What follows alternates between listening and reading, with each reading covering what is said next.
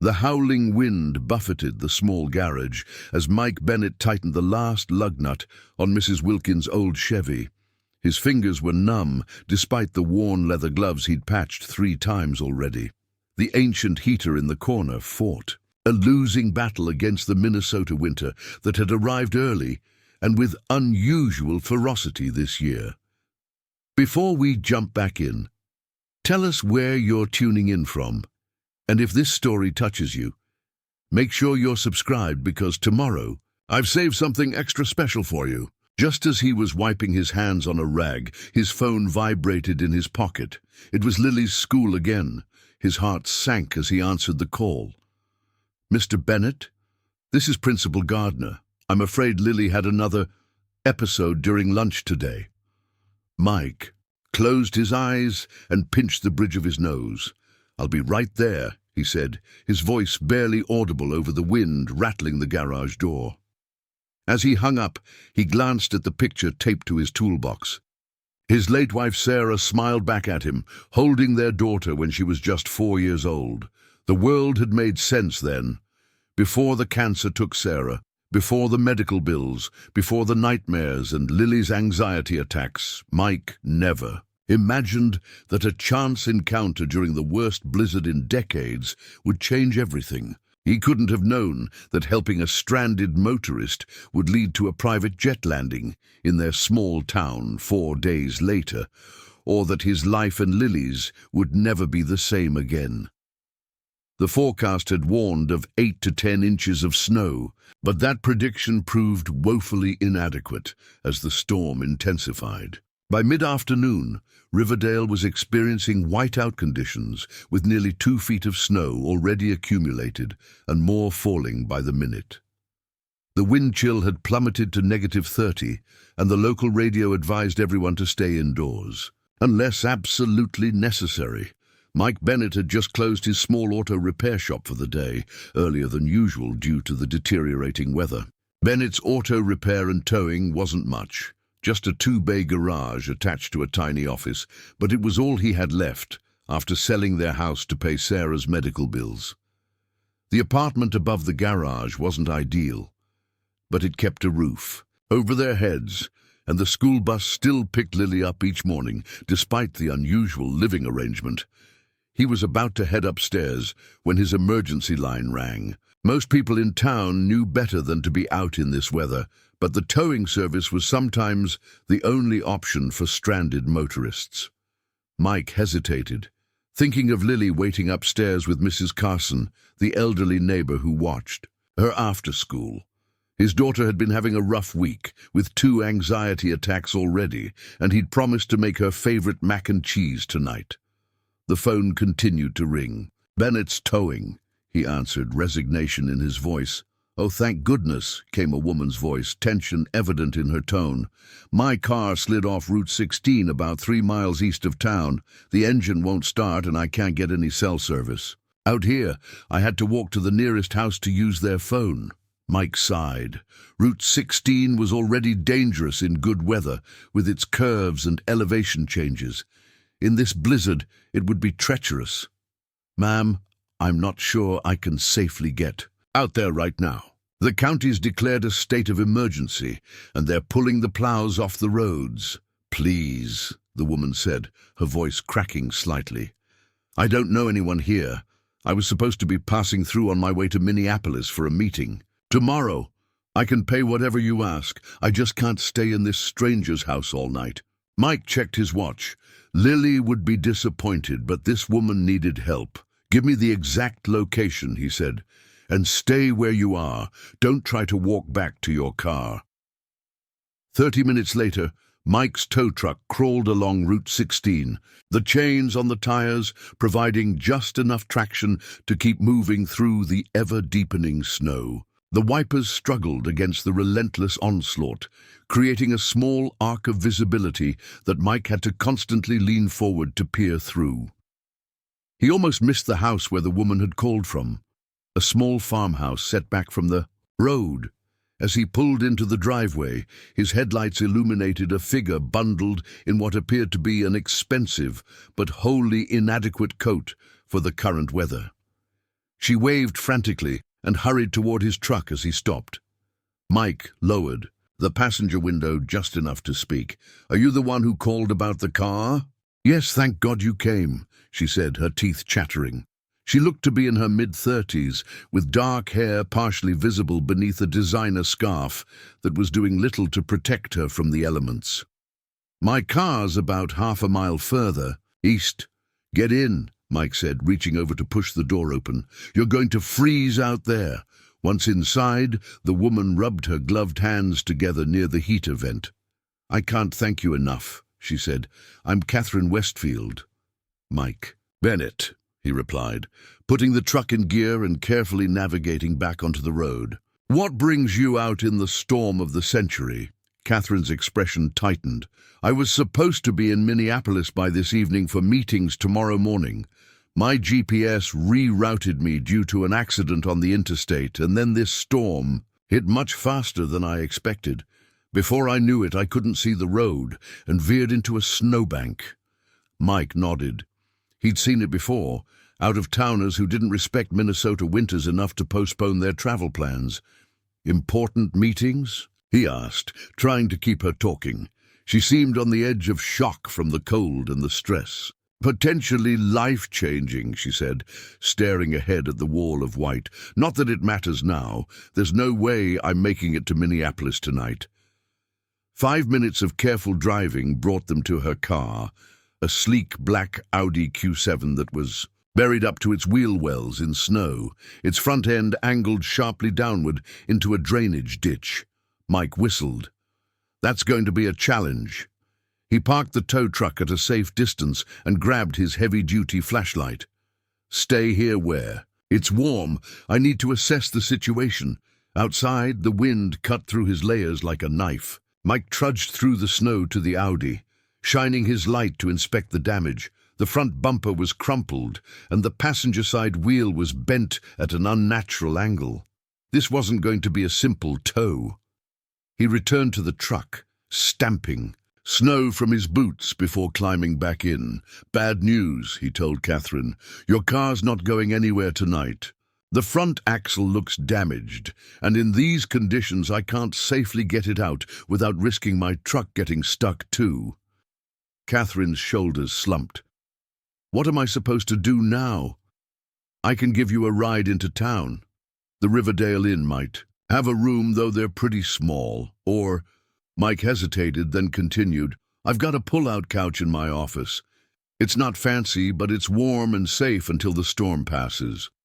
Catherine looked at him, assessing. In normal circumstances, a woman alone might think twice about accepting such an offer from a stranger, but the howling wind and the bitter cold made the decision easier. "I appreciate that," she said finally. "The inn sounds like the better option, if possible." Mike nodded, understanding her caution.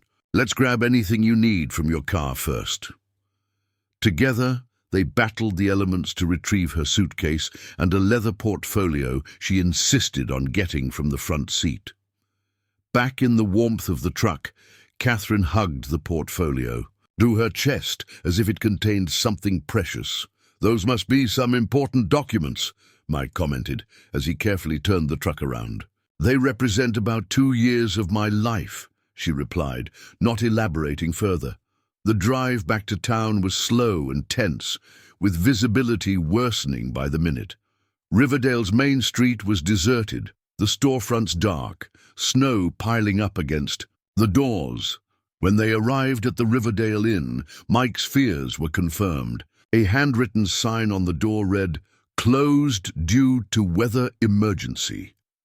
"Plan B it is," Mike said, turning to Catherine. "My office couch okay after all?" She nodded, clutching her portfolio tighter. "I don't seem to have much choice." Back at Bennett's auto repair, Mike parked as close to the side entrance as possible and helped Catherine through the deep snow to the door. Inside, he flipped on the lights to reveal a small but tidy office, with a desk, a few chairs, and the promised couch against one wall. "It's not much," he apologized, "but the building's solid and the heat works." "It's perfect," Catherine said, setting down her things and removing her wet scarf. Without the wind and snow obscuring her features, Mike could see she was quite striking, with intelligent eyes and an air of confidence despite her current predicament. "I live upstairs with my daughter," Mike explained. "I need to check on her, but I'll be right back with some dry towels and blankets. The bathroom's through that door if you need it." "You have a daughter?" Catherine asked, seeming genuinely interested. "Lily. She's 10. Pride briefly lightened his expression. "Smart as a whip, but having a tough time lately." Preparing and narrating this story took us a lot of time, so if you are enjoying it, subscribe to our channel. It means a lot to us. Now back to the story. Before Catherine could ask more, Mike headed to the stairs leading to the apartment. He found Mrs. Carson knitting in the living room, while Lily sat at the small kitchen table, homework spread out before her. "Daddy!" Lily jumped up when she saw him, rushing over for a hug. She was small for her age, with her mother's auburn hair and Mike's hazel eyes. "You're all wet. Mrs. Carson said you had to rescue someone in the storm." "That's right, sweetheart," Mike said, ruffling her hair. "A lady's car got stuck, and she needs a place to stay tonight until the storm passes." Lily's eyes widened. "Is she staying with us?" "No, honey, she's staying in the office," Mike explained. "I need to bring her some dry things. Then I'll make us dinner, okay?" After thanking Mrs. Carson, who lived in the apartment next door and refused his offers of payment for watching Lily, Mike gathered towels, blankets, and a spare t-shirt and sweatpants that had once belonged to Sarah but might fit Catherine. When he returned downstairs, he found Catherine examining the framed certification on the wall. "You're a master mechanic," she observed. Mike nodded, setting down the items he'd brought. "Went to technical school after high school. Worked for the Ford dealership in Minneapolis for a while before coming back here to open my own place." "How long have you had your shop?" she asked, accepting the towels gratefully. "Almost 6 years now," Mike replied. "It was doing well until—" He trailed off, not wanting to burden a stranger with his troubles. "Until what?" Catherine prompted gently. Mike sighed. "Until my wife got sick, cancer. She fought hard for 2 years, but we lost her last spring." Catherine's expression softened. "I'm so sorry. That must be incredibly difficult, especially with a young daughter." "We're managing," Mike said, though his tone suggested otherwise. "Bathroom's all yours if you want to change. I need to go make dinner for Lily." "Of course." Catherine hesitated, then added, "Thank you again for helping me today. Not everyone would have come out in this weather." Mike shrugged. "It's what neighbors do." "We're not neighbors," Catherine pointed out. "Today we are," Mike replied simply. As he headed back upstairs, Mike couldn't help wondering about the mysterious woman in his office. Everything about her, from her expensive car to her designer clothes, suggested she came from a world very different from his own. In the apartment, Mike found Lily setting the table for 2. "Should we invite the lady for dinner?" she asked. The innocence of the question touched Mike's heart. Despite everything they'd been through, Lily still thought of others first. "That's a nice idea," he said. "Why don't you stay here and keep working on your homework while I go ask her?" Downstairs, Mike knocked on the office door before entering. Catherine had changed into Sarah's clothes, which fit reasonably well. Her wet things were draped over a chair near the small space heater. "My daughter wanted to know if you'd like to join us for dinner," Mike said. "Nothing fancy, just mac and cheese with hot dogs cut up in it, Lily's favorite." Catherine smiled, and for the first time since he'd met her, she looked genuinely relaxed. "That sounds wonderful, actually. Are you sure I wouldn't be intruding?" "Lily specifically asked to invite you," Mike assured her, "and I made plenty." Upstairs, Lily was initially shy around their guest, but Catherine quickly put her at ease, asking about school and her favorite subjects. By the time they sat down to eat, Lily was chatting animatedly about her science project on renewable energy. "Solar panels are cool, but I think wind turbines are better for places like Minnesota," Lily explained earnestly. That's very insightful, Catherine said. I actually work with companies that develop renewable energy technology. Really? Lily's eyes widened. Like in a laboratory. Catherine laughed. More on the business side. I help connect inventors with investors who can fund their projects. What's an investor? Lily asked between bites of mac and cheese. Someone with money who wants to help grow a business, Catherine explained. They give money to promising companies in exchange for a share of future profits. Mike listened to the exchange with interest. So that's what the important meeting in Minneapolis was about? Finding investors? Catherine nodded. I've been working with a small engineering firm that's developed a new type of wind turbine designed specifically for extreme cold climates. It can operate efficiently even in temperatures as low as -40 degrees. That sounds perfect for Minnesota, Mike commented. Exactly, Catherine agreed. There's a group of investors in Minneapolis interested in funding the first commercial installation. I was bringing them the final prototype specifications and cost analysis. She gestured downstairs, presumably referring to the portfolio she'd been clutching earlier. Can't you just email it to them? Lily asked innocently. Catherine smiled. Some things are better presented in person, especially when you're asking people to invest millions of dollars. Mike nearly choked on his food. Millions? Renewable energy infrastructure isn't cheap, Catherine said with a slight shrug. But the long-term returns make it worthwhile. After dinner, Lily insisted on showing Catherine her prized possession, a telescope her mother had given her for her 8th birthday, while Lily explained the constellations she could usually see from their small balcony, though not tonight with the storm. Mike cleaned up the dishes, listening to their conversation with a bittersweet feeling. It had been months since he'd heard Lily talk so animatedly with anyone besides himself. Since Sarah's death and their move above the garage, Lily had become increasingly withdrawn at school, leading to the anxiety attacks that now resulted in those dreaded calls from the principal.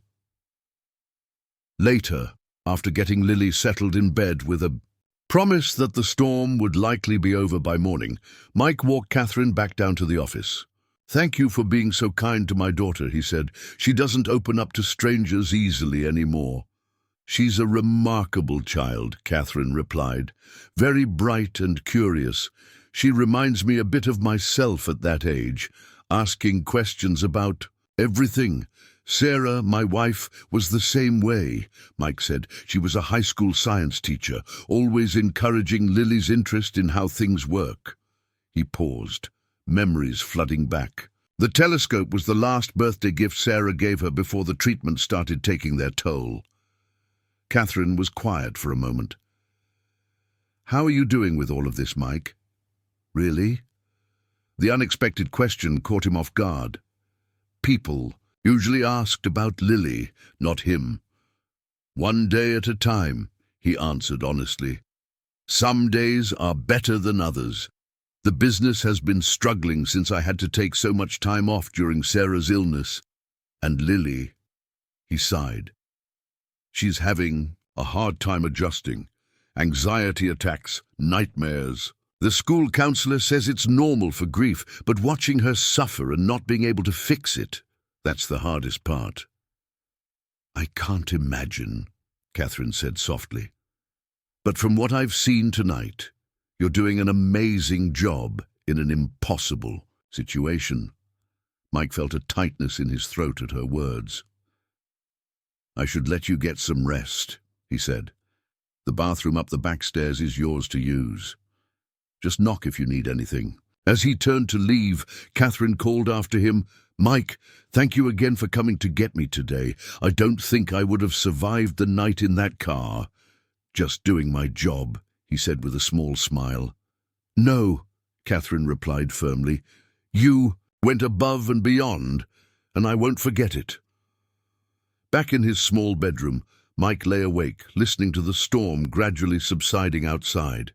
He thought about Catherine downstairs and the strange twist of fate that had brought her to his garage. Tomorrow, Once the roads were cleared, he'd tow her car in and assess the damage. Then she'd be on her way to Minneapolis, back to her world of million-dollar deals and investors, while he remained here with his struggling business and the daily challenge of helping Lily heal. Little did Mike know that Catherine Westfield wasn't just any businesswoman, and that her unexpected detour to Riverdale would set in motion events that would transform their lives in ways he couldn't possibly imagine. Morning arrived with an eerie stillness, the storm having exhausted itself overnight. Sunlight glinted off the blanket of pristine white that covered Riverdale, transforming the small town into something from a winter postcard. Mike woke to the sound of his phone buzzing, the county alert system announcing that schools would be closed for the day as plows worked to clear the roads. He dressed quickly and looked in on Lily, who was still asleep, her small form buried under a mound of blankets. With school cancelled, he'd let her sleep in. The events of the previous night came rushing back, and he remembered their guest downstairs. Would Catherine still be there, or had she somehow managed to leave already? The question was answered as he descended the stairs, and the aroma of fresh coffee greeted him. In the small office, Catherine stood by the ancient coffee maker Mike kept for customers, pouring the dark liquid into 2 chipped mugs. "Hope you don't mind," she said when she noticed him. "I found the coffee and filters. Thought I'd make myself useful." Mike was momentarily struck by how at ease she seemed, dressed in Sarah's old clothes, her hair pulled back in a simple ponytail. Without the designer outfit and the stress of the storm, she looked younger, more approachable. "Mind? I should be thanking you," he replied, accepting the mug she offered. "How did you sleep?" "Better than expected," Catherine said, gesturing to the couch. "After yesterday's adventure, I could have slept standing up."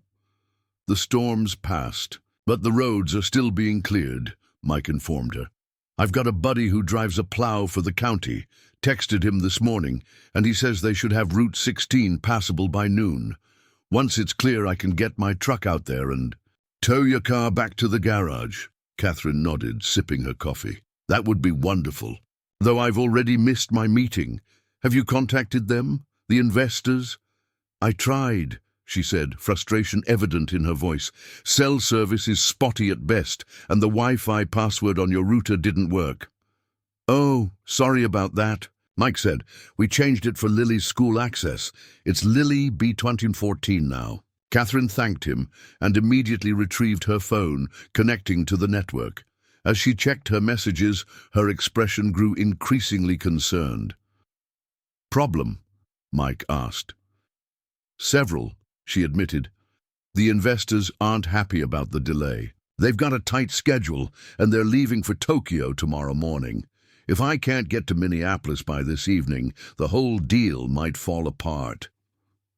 "That's a lot of pressure," Mike commented. "How much is riding on this meeting?" Catherine looked up from her phone, her eyes meeting his. "Everything. This project has been my focus for the past 2 years. If it succeeds, it could revolutionize wind energy in cold climates. If it fails—" She left the sentence unfinished. "Dad?" Lily's voice came from the stairway. She stood there in her flannel pajamas, rubbing sleep from her eyes. "Is school cancelled?" "Sure is, kiddo," Mike confirmed. "Snow day." Lily's face lit up. Then she noticed Catherine and gave a shy wave. "Good morning, Ms. Westfield. Please call me Catherine," she replied with a warm smile. "And good morning to you too. Looks like we're all snowing in together."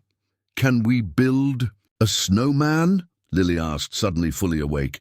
Mike laughed. "After breakfast, and after I make some calls to figure out how we're going to help Catherine get her car back." Over breakfast, frozen waffles that Lily insisted on serving to their guest with extra syrup, Mike called several of his regular customers whose vehicles were scheduled for service that day, explaining the delay. Catherine, meanwhile, was engrossed in a series of increasingly tense phone calls and emails. "They're not budging," she said finally, setting down her phone in defeat. "If I'm not there by 7 tonight, they're moving forward with a competing proposal from a Swedish firm." Isn't there someone else who could present for you? Mike suggested. Catherine shook her head. My associate who knows the project well enough is in Boston with the flu. Besides, these investors are old school. They want to look me in the eye when I ask for $20 million. Lily, who had been listening while drawing at the table, looked up with wide eyes. $20 million? That's like a bazillion quarters. Despite her stress, Catherine laughed. That's exactly right. About 80 million quarters. Could you rent a helicopter? Lily asked, completely serious. The adults exchanged amused glances, but then Catherine's expression changed, as if considering the suggestion. Actually, she said slowly, that's not the craziest idea. Not a helicopter, but... She picked up her phone again and dialed a number. Marcus, it's Catherine. I need a huge favor. While Catherine stepped away to continue her call, Mike helped Lily bundle up for their snowman building expedition. By the time they were ready to head outside, Catherine returned, a look of tentative hope on her face. I might have a solution, she told Mike. My company has a private jet for executive travel. It's currently in Chicago, but Marcus, our CEO, says I can use it if I can get to an airport it can land at. Mike whistled. Private jet? Your company must be doing well. Westfield Innovations isn't just my employer. It's my family's company, Catherine explained. My grandfather started it, my father expanded it, and now my brother and I run different divisions. Marcus is my brother. Is there an airport around here that could handle a private jet? Mike asked. That's what I need to find out, Catherine replied. Is there a local airfield or county airport? Riverdale's too small, but Lakeside Regional Airport is about 40 miles north, Mike said. They handle some corporate traffic. I've towed vehicles there occasionally. Catherine's eyes lit up. Perfect! If I can get there, the jet can pick me up and get me to Minneapolis in time. She paused, looking uncertain for the first time. But I'd need a ride. The roads will still be bad, Mike cautioned. And your car isn't going anywhere until I can get it fixed. I can pay for a taxi or car service, Catherine offered. Mike shook his head. In Riverdale? The closest taxi company is in Lakeside, and they won't drive out here in these conditions. Lily, who had been bouncing impatiently by the door, tugged on Mike's sleeve. We could drive her, Daddy, in the truck. Mike looked down at his daughter's eager face, then back at Catherine. Her expression was hopeful, but resigned, as if she already expected him to refuse. What time would you need to be at the airport? He asked finally. The jet can be there by 3 o'clock, Catherine said. So I'd need to arrive by 2:30 at the latest. Mike checked his watch. It was just past 9. That gives us plenty of time to build a snowman first, he told Lily with a wink. Catherine's relief was palpable. Are you sure? I don't want to impose any more than I already have. Consider it part of the towing service, Mike said with a small smile. Besides, we can check on your car on the way.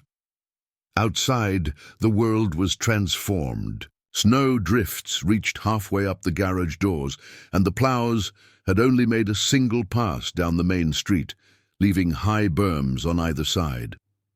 Lily immediately plunged into a drift, laughing as the powdery snow enveloped her. Catherine watched. From the doorway, hesitant to join in, "Come on," Lily called to her. "Help us make the biggest snowman ever." Something in the child's uninhibited joy seemed to resonate with Catherine. She stepped outside, her borrowed boots sinking into the snow. "I haven't built a snowman since I was about your age," she admitted. "It's easy," Lily assured her. "You just roll the snow until it gets super big." For the next hour, the unlikely trio worked together, rolling increasingly large snowballs across the garage's small lot. Mike couldn't help noticing how quickly Catherine adapted, laughing alongside Lily as they decorated the snowman with an old scarf, buttons for eyes, and a carrot nose. It was the most he'd heard Lily laugh in months. When the snowman was complete, standing an impressive 6 feet tall, they posed for a photo that Lily insisted on taking with Mike's phone. "Send it to Catherine," Lily directed, "so she can remember our snow day." As Mike dutifully sent the photo to Catherine's number, he felt a strange pang. By this evening, she would be gone, back to her world of private jets and million-dollar deals, and their brief intersection would be over. After warming up with hot chocolate, Mike checked in with his plow driver friend again. Route 16 was now cleared enough for his tow truck, and the road to Lakeside was passable, though drivers were still advised to exercise caution. "I should get your car while I can," he told Catherine. "Do you want to come along, or would you rather stay here with Lily?" "I'll come," Catherine decided. "I need to get my luggage and some other things from the car." Lily pouted at being left behind, but Mrs. Carson had already agreed to watch her, enticing her with the promise of baking cookies for when they returned. The tow truck moved steadily through the plowed streets, chains providing extra traction where needed. Catherine sat beside Mike in the passenger seat, gazing out at the winter landscape. "Your daughter is wonderful," she said after a while. "She has such spirit." "She gets that from her mother," Mike replied. "Sarah never let anything keep her down for long. Even during the worst of her treatments, she'd find something to smile about." Lily mentioned that her mom used to teach science. Mike nodded. "High school physics and astronomy. She loved helping kids understand how the world works." He swallowed hard. She would have been proud of Lily's interest in renewable energy. "The anxiety attacks Lily's having," Catherine said carefully. "Has she seen someone about them?" "The school counselor mostly," Mike admitted. "I've looked into private therapy, but with the medical bills and the business struggling." He left the rest unsaid. "I'm sorry," Catherine said. "That's an impossible position to be in." They fell, silent as Mike turned onto Route 16. The road was clear but icy in spots, requiring his full concentration. Half a mile later, they spotted Catherine's Audi, still partially buried in the snowbank where it had slid off the road. Mike positioned the tow truck and began the process of extracting the luxury SUV. The front axle was indeed damaged along with the bumper and front quarter panel. "It's going to need some work," Mike informed Catherine as he secured the vehicle to the flatbed. "Parts for a car like this aren't something I keep in stock." "How long will it take to repair it?" "If I can get the parts shipped quickly, maybe 3 or 4 days, Mike estimated. But with the backlog from the storm, it might be longer." Catherine nodded, retrieving her suitcase and several items from the car, including the leather portfolio. She'd been so protective of the night before. "I can arrange to have it transported to a dealership in Minneapolis once I'm there," she said. Mike felt a twinge of disappointment. The repair job would have brought in much-needed revenue. "Whatever works best for you," he said, keeping his tone neutral as he finished securing her car. Back at the garage, Mike unloaded the Audi and parked it inside one of the service bays. Catherine officially hired him to assess the damage for her insurance company, providing a reason to leave the vehicle in his care for now. "I'll send you the estimate this evening," Mike promised as they headed back upstairs to check on Lily. They found her happily decorating sugar cookies with Mrs. Carson, the apartment filled with the sweet aroma of baking. Lily insisted that Catherine take some cookies for her journey, carefully packaging them in a brown paper bag decorated with crayon drawings.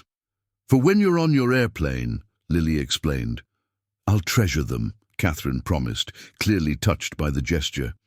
As the time for departure approached, Catherine changed back into her own clothes, now dry after sitting near the heater overnight.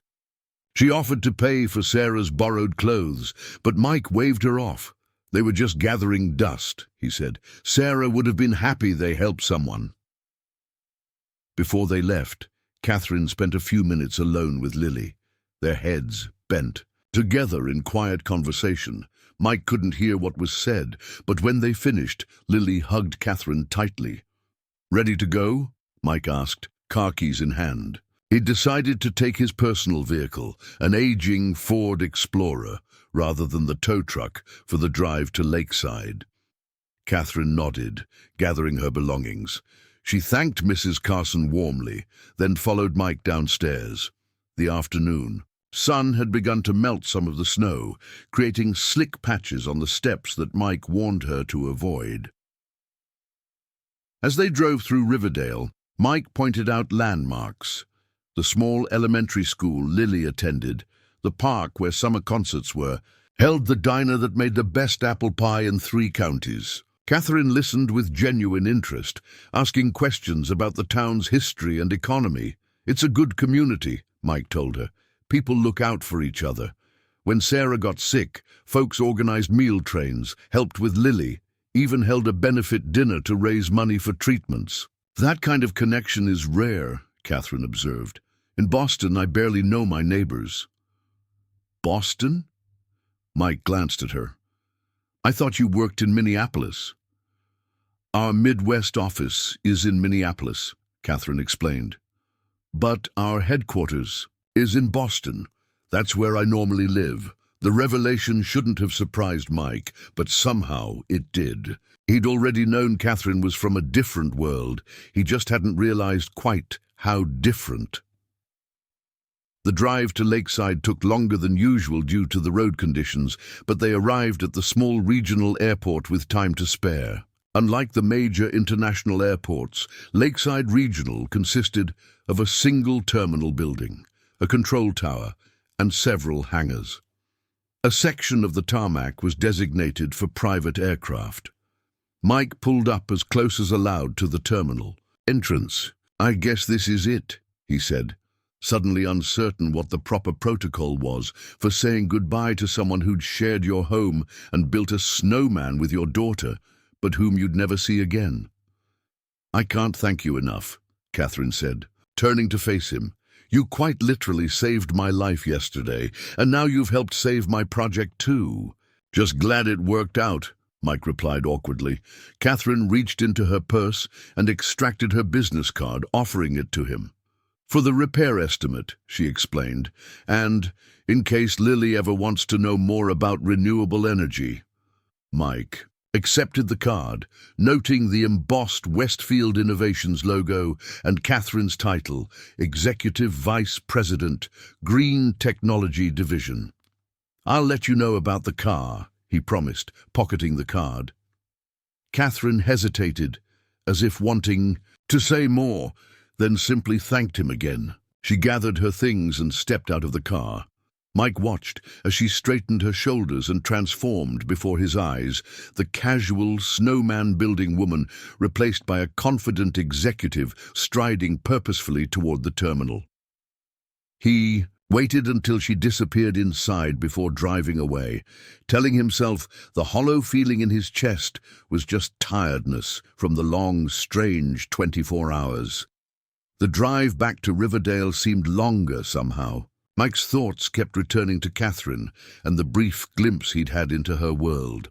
By now, she would be boarding her private jet, preparing to dazzle investors with her wind turbine project.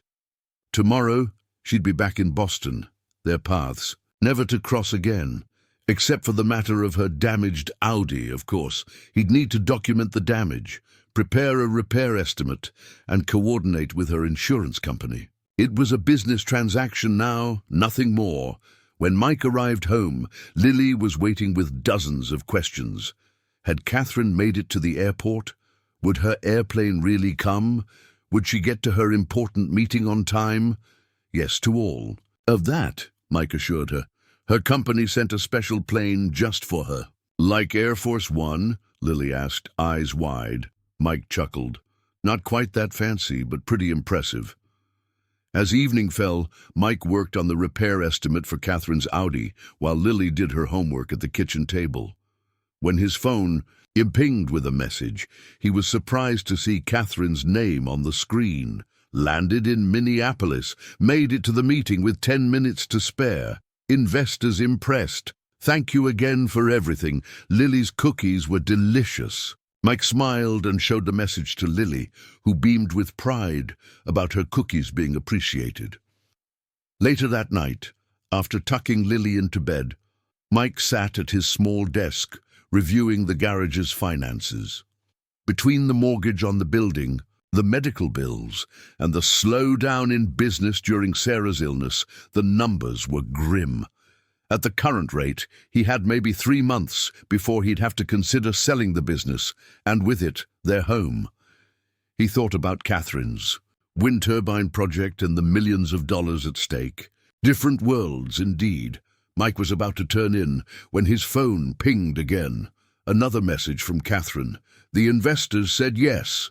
Project is funded, celebrating in Minneapolis tonight, then flying back to Boston tomorrow. We'll be in touch. About the car soon.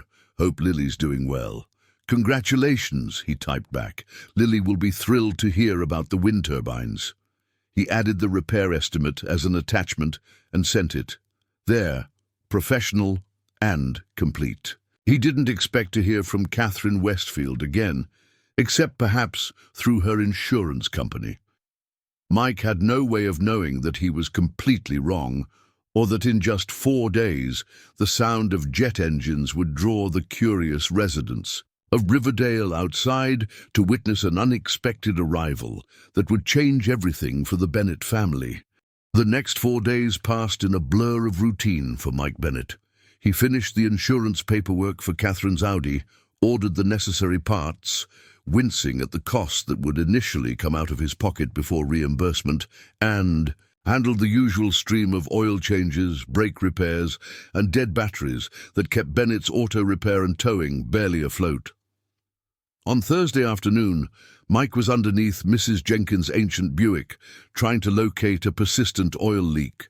When the shop phone rang, from his position, he could hear Lily answering it in the office where she was doing homework after school. Bennett's Auto Repair. This is Lily speaking, she recited, using the professional tone she'd practiced. After a pause, her voice rose with excitement. Catherine, hi! Mike slid out from under the car, wiping his hands on a shop rag as he approached the office. Lily was animatedly telling Catherine about her science teacher's reaction to hearing she'd met someone who worked with wind turbines. He said, maybe you could do a video call with our class sometime, Lily was saying. I told him you're super busy being an executive vice princess, though. Mike suppressed a smile as he gently corrected, Vice President, sweetheart. Lily looked up, noticing him. Dad's here. Do you want to talk to him? Another pause. Okay. Bye, Catherine. She handed the phone to Mike with a grin. She wants to talk to you about her car. Mike accepted the phone, conscious of the grease stains on his coveralls. Hello. Mike. Hi. Catherine's voice came through, sounding different somehow, more energetic, more determined. How are you? Can't complain, he replied automatically. The parts for your Audi should arrive tomorrow. I can probably have it ready by Monday or Tuesday. Actually, that's part of why I'm calling, Catherine said. There's been a change of plans. I'm coming back to Riverdale. Mike blinked in surprise. You are? When? Tomorrow afternoon, she answered. I need to speak with you about something. Important. Something that can't wait and shouldn't be discussed over the phone. A knot of concern formed in Mike's stomach. Had there been a problem with the insurance claim? Was she unhappy with his estimate? Is everything okay with the car paperwork? He asked cautiously. The car is the least of my concerns right now, Catherine replied, a hint of excitement in her voice. Mike, the meeting with the investors wasn't just successful, it was transformative. They didn't just fund the project, they want to significantly expand it. That's why I need to talk to you in person. To me? Mike was thoroughly confused now. What does your wind turbine project have to do with me? Everything, Catherine said cryptically, but I'd rather explain when I see you. We'll be landing at Lakeside Regional around 2 o'clock. Can you meet us there? Us? Mike echoed. My brother Marcus is coming with me, along with our chief engineer. Catherine explained, it's important they see Riverdale firsthand. Mike's confusion deepened. See Riverdale? Catherine, what's this about? Tomorrow at 2, she repeated, avoiding his question. Please, Mike, trust me when I say this could change everything. For both of us. After she hung up, Mike stared at the phone, trying to make sense of the conversation. Lily watched him curiously from her seat at the small desk. Is Catherine coming to visit? She asked hopefully. Apparently, Mike answered, still bewildered. She's flying in tomorrow with her brother and someone else. Lily's eyes widened. In her special airplane? I assume so. Can we go watch it land? Please, Daddy. I've never seen a private jet before. Mike sighed, unable to resist his daughter's enthusiasm. I guess we're taking another trip to Lakeside tomorrow? That evening, Mike found himself distracted, mulling over Catherine's strange call as he prepared dinner. What could possibly bring her back to Riverdale so soon, and why bring her brother and an engineer? It made no sense. The next morning, Mike called his friend Ray to cover the garage for the afternoon, explaining that he had an unexpected meeting. Ray was happy to help. Mike had towed his truck out of a ditch last winter, free of charge. By 1:30, Mike and Lily were driving toward Lakeside Regional Airport for the second time that week. Lily chattered excitedly about seeing a real, private jet, while Mike tried to temper his own curiosity with practicality. Whatever Catherine wanted to discuss, he reminded himself, it likely had nothing to do with his struggling business or mounting financial troubles. They arrived at the small airport just before 2 o'clock. Unlike major airports, Lakeside Regional had a simple observation area where visitors could watch aircraft take off and land. Mike parked the Explorer, and they walked to the designated viewing spot. How will we know which one is Catherine's plane? Lily asked, scanning the sky. I'm guessing it'll be the fanciest one we see, Mike replied with a smile. They didn't have to wait long. At precisely 2 o'clock, a sleek white Gulfstream jet with blue trim appeared on the horizon, its approach smooth and confident. The aircraft touched down gracefully on the runway. Taxiing toward the private aviation section of the airport, Lily bounced on her toes, pointing excitedly. Look at how shiny it is, and it has the Westfield name on the side. Mike had to admit it was impressive. The jet gleamed in the winter sunlight, the Westfield Innovations logo clearly visible on its tail. This was transportation on a level he'd never personally encountered. They watched as the aircraft came to a stop and ground crew positioned a mobile staircase at its door. A few moments later, the door opened and 3 figures emerged. Catherine was first, easily recognizable even from a distance. She descended the stairs with practiced ease, dressed in a tailored navy suit that looked far more appropriate for Boston boardrooms than small-town Minnesota. Behind her came a tall man with similar features, presumably her brother Marcus, and a shorter, older gentleman carrying what looked like a tablet computer. Airport staff directed the trio toward the terminal building. Mike hesitated, unsure if they should meet Catherine inside or wait for her to contact them. His phone buzzed with a text message. We're here. Are you at the airport? Yes, in the observation area with Lily, he replied. Perfect. We'll come too. You, came Catherine's response. 10 minutes later, Catherine appeared at the entrance to the observation area, scanning the small crowd until she spotted them. Her face lit up with a smile that seemed genuine and warm. Mike! Lily! She called, waving as she approached, the 2 men following behind her. Lily ran forward, stopping just short of hugging Catherine, suddenly shy in the presence of strangers. Catherine knelt slightly to meet Lily at eye level. It's wonderful to see you again, she said. Did you see our plane land? Lily nodded enthusiastically. It was amazing. So much bigger than the other planes here? Catherine laughed. It does stand out, doesn't it?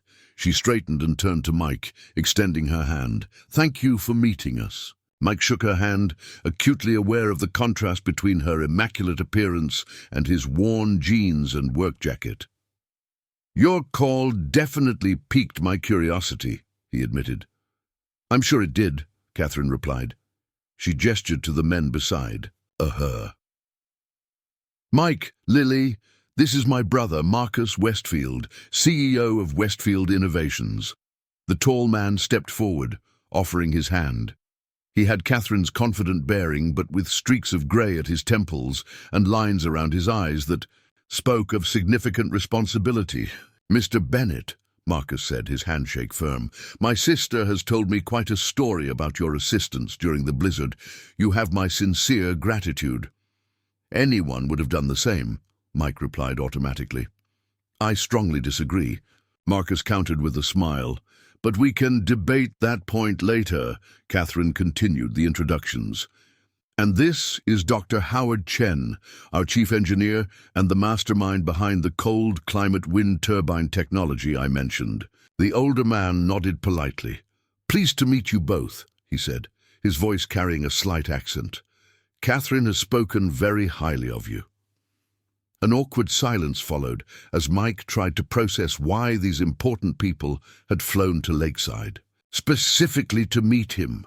So," he said finally, "what brings you all back to our neck of the woods?"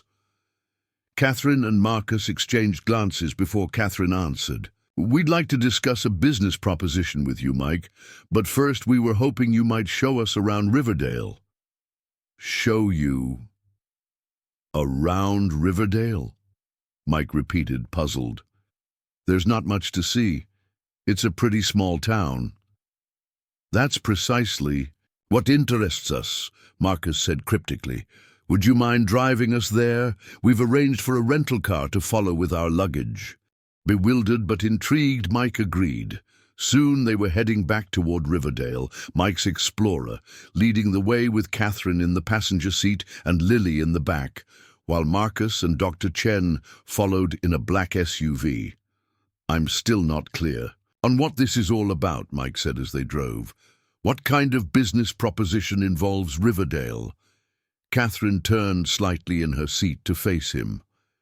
"After the investor meeting in Minneapolis, everything changed," she explained. "They weren't just impressed with our technology. They wanted to expand the scope dramatically. Instead of one test site, they're funding an entire wind farm, a showcase installation to demonstrate the viability of the technology in extreme cold conditions." "That sounds great," Mike said, still not seeing the connection. "But what does it have to do with me or Riverdale?" Catherine's eyes sparkled with excitement. "We need land, Mike. Land in a location that experiences extreme cold, has consistent wind patterns, and is accessible enough for construction and maintenance equipment. After I left you, I started researching the Riverdale area." She pulled out a tablet and brought up a topographical map. "The ridge that runs about 3 miles east of town. It's perfect. The elevation, the wind patterns, the temperature extremes in winter. Dr. Chen ran the models and found it's ideal for our needs." Mike knew the ridge well. It was mostly unused farmland now, too rocky for effective cultivation. Several property owners had been trying to sell parcels there for years without success. "You want to build your wind farm outside Riverdale?" he asked, beginning to understand. Catherine nodded eagerly. It would be the perfect showcase installation. And it would bring jobs to the area, construction initially, then ongoing maintenance and operations, not to mention the property tax benefits for the town. Mike felt a flutter of hope for his community. Riverdale had been slowly declining for years as younger residents moved away seeking better opportunities. Something like this could revitalize the entire area. "That's incredible," he said. "But I still don't understand why you're telling me specifically. I don't own any land on the ridge." "No," Catherine agreed, "but you know the town. You know the people. We need someone local who understands both the community and mechanical systems to help us navigate this process. By the time they reached Riverdale, Mike was still processing Catherine's words. As requested, he gave them a tour of the small town. The main street, with its handful of businesses, the elementary school, the town hall, and finally, a drive out to the ridge Catherine had identified.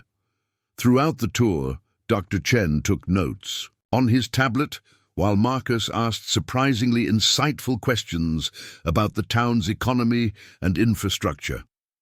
They ended the tour at Bennett's Auto Repair and Towing, where Mike had arranged for Ray to finish up so he could close early. As they parked, Marcus surveyed the modest garage with interest. "Catherine tells me you're a master mechanic," he said as they went inside. Mike nodded. "Certified, yes. Worked for Ford before opening my own place." "And you understand the mechanical systems in most vehicles? Hydraulics, electrical, computer. Diagnostics? That's the job," Mike confirmed, growing increasingly curious about where this conversation was heading. Once inside the garage office, with Lily settled at the desk with a coloring book, the Westfields finally revealed their proposition. "Mike," Catherine began, "Westfield Innovations would like to offer you a position with our new wind energy division, specifically overseeing the maintenance operations for the Riverdale Wind Farm project." Mike stared at her, stunned. "You want to hire me to work on wind turbines?" "The principles aren't that different from automotive systems," Dr. Chen interjected. "Hydraulics, generators, computerized control systems. With your mechanical background, you'd adapt quickly. We'd provide all necessary training, of course." "But my garage," Mike started, "would remain yours," Marcus assured him. "We're not asking you to give up your business. This would be in addition to, not instead of. The wind farm won't require full-time maintenance initially, and you could hire additional help for the garage as needed." Mike's mind raced. A second income would solve his financial problems, potentially save the garage, and give Lily the stability she desperately needed. But something still didn't add up. "Why me?" he asked bluntly. "There must be dozens of people with similar qualifications closer to Minneapolis." Catherine and Marcus exchanged glances again before Catherine answered. "Truthfully, because I trust you, Mike. When I was stranded in that blizzard, you didn't just tow my car, you opened your home to a stranger. You and Lily showed me kindness when I needed it most. That says something about your character." She looked directly at him. "In business, skills can be taught, but integrity is innate. We need someone we can trust absolutely as the face of this project in Riverdale." Mike was speechless. This wasn't just a job offer, it was a lifeline, one that would allow him to keep his business, stay in Riverdale with Lily, and finally get ahead of the financial tsunami threatening to overwhelm them. I don't know what to say," he finally managed. "Say yes," Marcus suggested with a smile. "The salary is competitive, with benefits including health insurance. Given what Catherine's told me about your situation, I believe that might be significant." Health, insurance. The words hit Mike like a physical blow. With comprehensive coverage, he could finally get Lily the therapy she needed for her anxiety. "There's more," Catherine added. "Part of the project includes establishing a STEM education program at the local school, focusing on renewable energy. We'd like Lily to be our first student ambassador if she's interested." At the mention of her name, Lily looked up from her coloring. "Like a science job?" she asked. Catherine smiled.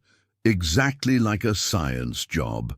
You'd help explain wind energy to other kids, and maybe even give tours of the installation someday, with your dad's permission, of course." Lily's eyes widened with excitement, and she looked pleadingly at her father. Mike felt overwhelmed. 24 hours ago, he'd been struggling to keep his business afloat, worried about making the next mortgage payment, and now these people, virtual strangers, were offering him and Lily a future he couldn't have imagined. "This is a lot to process," he said honestly. "Of course," Marcus nodded. "We don't expect an immediate answer. We're staying at the Lakeside Grand Hotel tonight. Perhaps you and Lily could join us for dinner. We can discuss the details further, and you can ask any questions you might have." Before Mike could respond, the door to the garage opened, and Ray poked his head in. "Sorry to interrupt, Mike, but Mrs. Gardner from the school is on the phone, says it's about Lily." Mike felt his stomach drop. Principal Gardner never called with good news. "Excuse me," he said to the Westfields, hurrying to take the call in the adjacent bay. The conversation was brief but concerning. Lily had experienced another anxiety attack during art class that morning, one Mike hadn't known about. The school counselor was recommending more intensive therapy, possibly even medication. When Mike returned to the office, his distress must have been evident on his face because Catherine immediately asked, "Is everything all right?" "School issues," Mike said vaguely, not wanting to discuss Lily's problems in front of her or strangers. "Nothing that can't wait." Catherine studied him for a moment, then seemed to reach a decision. "Marcus, why don't you and Dr. Chen head back to the hotel? I'd like to speak with Mike privately for a few minutes." After her brother and the engineer departed, promising to make dinner reservations for 7 o'clock, Catherine turned to Mike with concern. "That call was about Lily's anxiety, wasn't it?" she asked quietly. Mike nodded, surprised by her perception. "Another episode at school today. The counselor thinks she needs more help than they can provide." Catherine's expression softened. "Mike, I know we just dropped a lot on you at once, and you need time to consider the job offer. But there's one more thing you should know." She paused. "Part of my interest in this project is personal. My nephew, Marcus's son, has severe anxiety too. I've seen how proper treatment changed his life. If you accept this position, your health benefits would begin immediately, not after a probationary period." Mike swallowed hard against the sudden tightness in his throat. "Why are you doing all this?" he asked, his voice rough with emotion. Catherine looked at him steadily. "Because sometimes people enter our lives for a reason, Mike. You helped me when I needed it most, without expecting anything in return. You may have seen it as just doing your job, but to me it was much more. Now I have an opportunity to help you in return." She glanced at Lily, who was absorbed in her coloring, then back to Mike. "Think about it. Talk it over with Lily, then join us for dinner tonight, and we can discuss next steps, whatever you decide."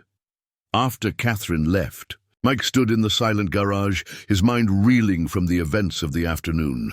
4 days ago, he'd watched Catherine Westfield board a private jet, certain he'd never see her again, except perhaps to return her repaired car. Now that same jet had brought her back to Riverdale, carrying with it an opportunity that could change everything for him and Lily.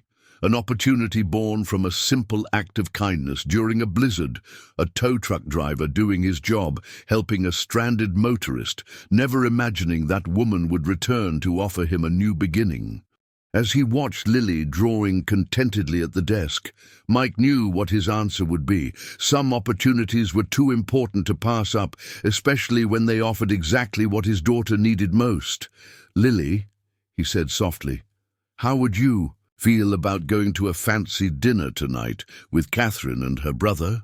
Lily looked up with a smile brighter than he'd seen in months. "Can I wear my special dress, the one Mommy got me?" "Absolutely," Mike said, his decision made. "This is definitely a special dress kind of night." The Lakeside Grand Hotel stood in stark contrast to the surrounding small-town architecture, a modern 6-story structure of glass and stone that catered primarily to business travelers and the occasional wedding party. As Mike pulled into the parking lot, Lily pressed her face against the window, clearly impressed by the building's grandeur. "It's like a castle," she whispered. Mike smiled at her reflection in the rearview mirror. She looked beautiful in her special dress, a deep purple velvet with small silver stars embroidered around the collar. Sarah had bought it for her last Christmas, and it had remained unworn until tonight, too precious to use for ordinary occasions. "You look perfect, sweetheart," he told her, adjusting his own tie, another rarity. The blue button-down shirt and grey slacks were the nicest clothes he owned, reserved for church services and the occasional funeral. The hotel lobby was elegant without being ostentatious. Warm wood tones, comfortable seating areas, and a large fireplace where several guests chatted over drinks. Mike approached the front desk, Lily's hand firmly in his. "We're meeting the Westfields for dinner," he explained to the receptionist.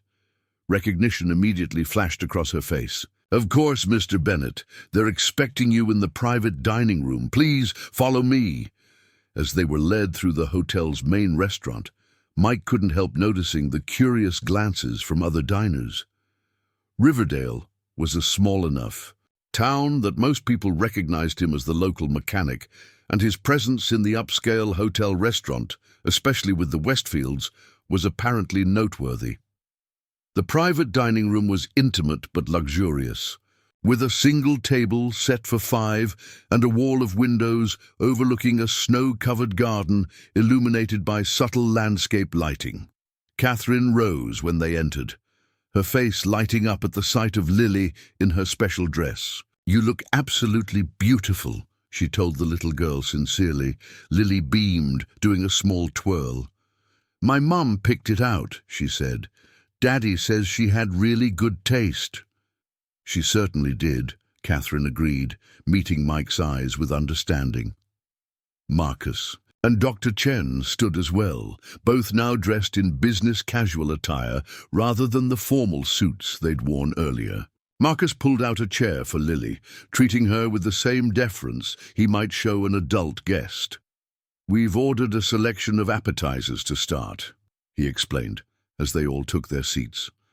"But please feel free to order whatever you'd like for your main course." A waiter appeared almost immediately with sparkling water and a basket of freshly baked bread. For Lily, there was a special fruit punch served in a champagne flute, complete with a paper umbrella that delighted her. As the appetizers arrived, an impressive array of shrimp cocktail, stuffed mushrooms, and bruschetta, Marcus steered the conversation toward casual topics, the history of Riverdale, Lily's school activities, and amusing anecdotes about growing up with Catherine as a sister. "She was always the practical one," Marcus told them, slicing a mushroom with surgical precision. At 10 years old, while other girls were playing with dolls, Katie was drafting business plans for her lemonade stand, complete with profit margins. Catherine rolled her eyes good-naturedly. "You're making me sound like a complete bore." "Not boring," Marcus corrected. "Determined. Even then, you knew exactly what you wanted." Mike observed the siblings' easy rapport, noting how different it was from the formal, somewhat intimidating image he'd initially formed of Catherine's family. Here, away from the office setting, they seemed more approachable, still polished and obviously wealthy, but with a genuine warmth he hadn't expected.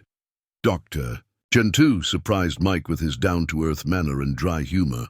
The engineer spoke passionately about his wind turbine technology, explaining it in terms that even Lily could follow, answering her questions with patient detail.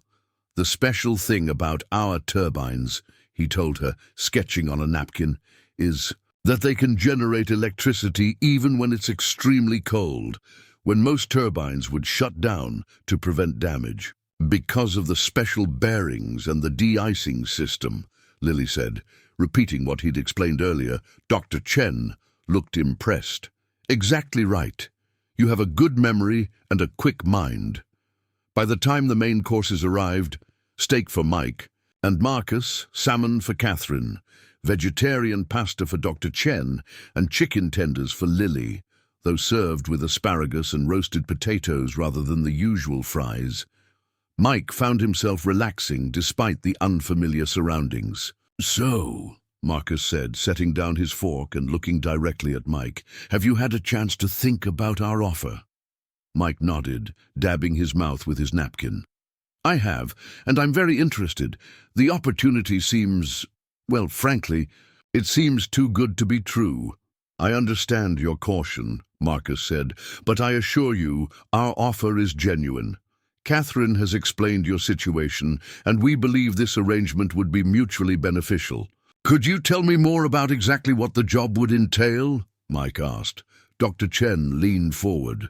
Initially, you would undergo a 6-week training program, part here in Minnesota, part at our facility in Boston. You'd learn the mechanical and electrical systems of our turbines, the maintenance protocols, and the computerized monitoring setup. Once the wind farm is operational, Catherine continued, you'd be responsible for routine maintenance checks, troubleshooting any issues that arise, and coordinating with our engineering team when more complex problems develop. As Marcus mentioned earlier, it wouldn't be full-time at first, perhaps 20 hours a week. And the salary? Mike asked, still slightly uncomfortable discussing money in front of Lily, but knowing it was a necessary question. 75,000 annually to start, plus performance bonuses, full benefits, and a company vehicle for work purposes, Marcus stated matter-of-factly. That's for the part-time position. If the role expands to full-time as we add more turbines, the compensation would increase proportionally. Mike nearly choked on his water. The figure was more than double what he currently made from the garage in a good year. And that's extremely generous, he managed to say. It's market rate for someone with your qualifications, Marcus replied. Plus a premium for the trust factor Catherine mentioned. What about Lily? Mike asked, glancing at his daughter who was carefully cutting her chicken into precise pieces. The training in Boston, I can't leave her alone for weeks. We've considered that, Catherine said. The training can be broken into shorter segments if needed. Alternatively, Lily could come with you to Boston. We'd arrange for appropriate care during your training hours, and perhaps even some educational opportunities at the Boston Science Museum. Lily perked up at this. Can we go to Boston, Daddy? Please. Mike smiled at her enthusiasm. Let's not get ahead of ourselves, sweetheart. There's a lot to figure out first. After dessert, an elaborate chocolate souffle that Lily declared was even better than Mrs. Carson's brownies. Catherine suggested that Lily might enjoy seeing the hotel's indoor pool area. Marcus volunteered to take her, leaving Mike with Catherine and Dr. Chen to discuss more technical aspects of the position. Once Lily was out of earshot, Catherine's expression grew more serious. Mike, there's something else we should discuss. The call from Lily's school today. Is her anxiety getting worse? Mike sighed, running a hand through his hair. The episodes are becoming more frequent. The school counselor thinks she needs specialized therapy, maybe even medication. Without proper insurance? He trailed off, the implications clear. Our health plan is comprehensive, Dr. Chen assured him. My daughter has ADHD, and our coverage includes excellent mental health services, including child psychiatrists and therapists. As I mentioned earlier, Catherine added, coverage would begin immediately upon acceptance of the position. You wouldn't have to wait for open enrollment or a probationary period. Mike looked at them both, overwhelmed by the opportunity before him, yet still cautious. May I ask a direct question? Of course, Catherine said. Why Riverdale? There must be dozens of suitable locations for your wind farm, many closer to major cities with better infrastructure. What's the real reason you chose here? Catherine and Dr. Chen exchanged glances before she answered. The technical reasons are genuine. The ridge has ideal conditions. But yes, there were other potential sites. She hesitated, then continued, more softly. The truth is, after my experience here during the blizzard, I couldn't stop thinking about this town, about you and Lily. She leaned forward, her expression earnest. My work has always been about more than just profit, Mike. It's about creating sustainable solutions that benefit communities. When I saw how a place like Riverdale was struggling, good people trying, to make ends meet in a changing economy, I realized this project could make a real difference here. So it's charity? Mike asked, his pride prickling slightly.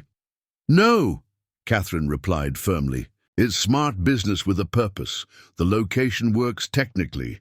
The local government is likely to be supportive rather than obstructive.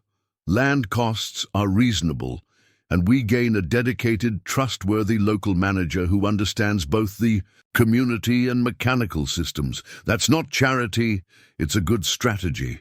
Mike considered her words. They made sense, yet the coincidence still seemed remarkable. And the timing? You were stranded here just days before making this decision. Dr. Chen cleared his throat. If I may, sometimes in science we call this serendipity, an unplanned discovery that proves fortunate. Ms. Westfield's detour to Riverdale was accidental, but it revealed an opportunity that might otherwise have been overlooked. Before Mike could respond, Marcus returned with Lily, who was excitedly describing the huge pool and how it had a waterfall at one end. "Can we go swimming sometime, Daddy?" she asked, climbing back into her chair. "We'll see," Mike said, his standard parent response when he needed time to think. As the evening drew to a close, Marcus presented Mike with a formal offer letter and a thick folder of information about Westfield Innovations, the wind farm project, and the benefits package. "Take the weekend to look everything over," he suggested. "We'll be in Lakeside until Monday, meeting with county officials and potential landowners. You can let us know your decision then." In the car on the way home, Lily was uncharacteristically quiet, staring out the window at the starry night sky. Finally, she asked, "Daddy, are we going to work with Catherine's wind turbines?" Mike glanced at her in the rearview mirror. "I'm thinking about it, sweetheart. It would be a big change for us." "I think Mom would like it," Lily said softly. "She always said we should help make the world better. Wind turbines are good for the planet, right?" Mike swallowed hard. "Yes, they are. And Catherine is nice," Lily continued. "She listens to me like Mom did, not like some grown-ups who just pretend." "She is nice," Mike agreed, surprised by his daughter's perceptiveness. "So we should say yes," Lily concluded with the simple logic of a child. Mom would say yes. Mike smiled despite the lump in his throat. "I think you might be right about that." Back at the apartment above the garage, Mike tucked Lily into bed, carefully hanging up her special dress to keep it safe. After she fell asleep, he settled at the kitchen table with the folder Marcus had given him, reviewing each document meticulously. The more he read, the more legitimate the offer appeared. Westfield Innovations was a well-established company with a solid reputation in the renewable energy sector. The wind farm project was thoroughly planned, with environmental impact studies already completed and financing secured. The compensation package was even more impressive when examined in detail. Not just the salary and health benefits, but also a retirement plan, education assistance, and performance bonuses. Mike found himself thinking about what this opportunity could mean for Lily. With financial stability, she could participate in after-school activities they currently couldn't afford. The health insurance would provide access to the therapy she needed. And perhaps most importantly, there would be a purpose again, something positive to focus on, beyond just surviving day to day. Around midnight, he found himself staring at the same photograph that had been taped to his toolbox for months. Sarah, smiling, her arm around a younger Lily. What would she advise if she were here? The answer came with surprising clarity. She would tell him to embrace this chance. Sarah had always been the one to push him toward growth, toward taking risks when they were worthwhile. She would see this opportunity for what it was, not just a job, but a new beginning for both him and Lily. Mike closed the folder and checked on Lily one more time before going to bed. She was sleeping peacefully, clutching the small, stuffed otter that had been her constant companion since Sarah's funeral. Watching her, Mike made his decision. The next morning, he called Catherine. "I'd like to accept the position," he told her when she answered. "Lily and I are both on board." "That's wonderful news, Mike," Catherine replied, her voice warm with genuine pleasure. "Marcus will be delighted. We both are. Can you come to the hotel this afternoon to sign the paperwork?" "Definitely," Mike agreed. "And Catherine, thank you, not just for the job, but for thinking of us, for seeing potential where others might not have looked." "Sometimes the most valuable things are found where you least expect them," she said softly, "like a safe haven during a blizzard."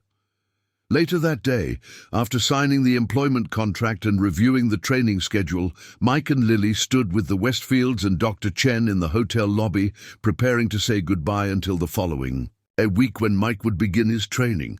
"We have one more thing for you," Marcus said, handing Mike a small box. "Consider it a welcome gift." Inside was a key on a Westfield Innovations keychain. "For the company vehicle," Marcus explained. "It's being delivered to your garage tomorrow morning." "That's not necessary yet," Mike protested. "I haven't even started training." "Consider it an advance," Catherine said. "You'll need reliable transportation for the site visits next week, and I noticed your Explorer has seen better days." Mike couldn't argue with that assessment. His personal vehicle had over 200,000 miles on it and required increasingly frequent repairs to keep it running.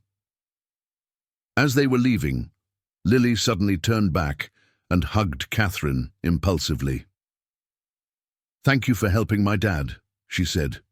"He works really hard, but he's been sad since Mom went to heaven." Catherine knelt to return the hug, her expression gentle. "Your dad helped me first, remember? Sometimes that's how good things happen. One person helps another, and it creates a circle that keeps growing." The next morning, Mike was preparing to open the garage when a brand new Ford F-150 pickup pulled into the lot. The driver, a young man in a Westfield Innovations jacket, hopped out with a clipboard. "Mr. Bennett, delivery for you. Just need your signature." Mike stared at the gleaming vehicle, dark blue with the company logo subtly displayed on the doors.